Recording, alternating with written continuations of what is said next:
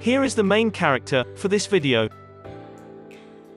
Now, let's go to Cole the Cornstar channel analytics. He has uploaded 413 videos. He now has 470k subscribers with a total view of 107,497,961 views. He's from US, and his channel type is people. He created his channel since October 1, 2018. The grade he got is B+, and his Social Blade ranking is at 38,302nd. The subscriber ranking is 55,865th, and then video view rank is 54,932nd. He ranked at 12,162nd in US and 7,441st in people.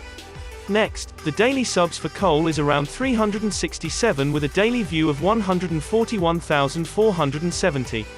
Now let's talk about how much money is he making on YouTube, and this is going to be an estimate.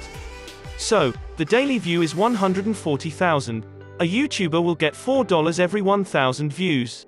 Therefore, the daily earning will be $560. Then, monthly income will be $16,800.